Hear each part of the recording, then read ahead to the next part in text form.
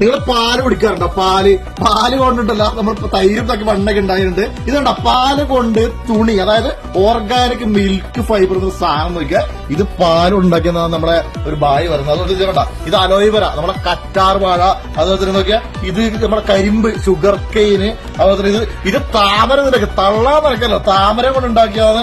ഇത് ഓറഞ്ച് ഉണ്ടാക്കിയതാണ്. അതുപോലെ ഇത് റോസ്, അതായത് റോസാപ്പൂ, പിന്നെ നമ്മുടെ ബനാന, അതായത് പഴം. എന്നെ പറ്റി ചേട്ടാ എന്ത് പറ്റാണ് ഇത്? ഇതെന്താ സംഭവം?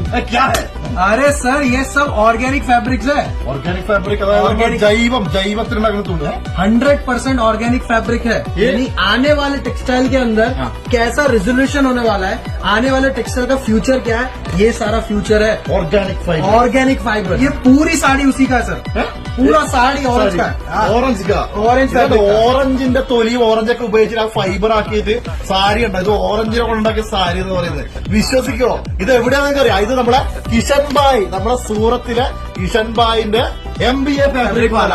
ഇവിടെ ഉണ്ടല്ല, ഇവിടെ ഇപ്പം ഓറഞ്ച് അല്ല, ബാദ്മേ റോക്കറ്റ് മേ അതായിട്ടല്ല നമ്മുടെ സൗത്ത് ഇന്ത്യ, അത് സൗത്ത് ഇന്ത്യയിലേക്ക് ഒരുപാട് സപ്ലൈ, കേരളം സപ്ലൈ കറിയാണ്. ഈ ബാക്കിൽ കാണുന്ന തുണി മൊത്തം നമ്മൾ കിഷൻ ബായിന്റെ MBA ഫാബ്രിക്.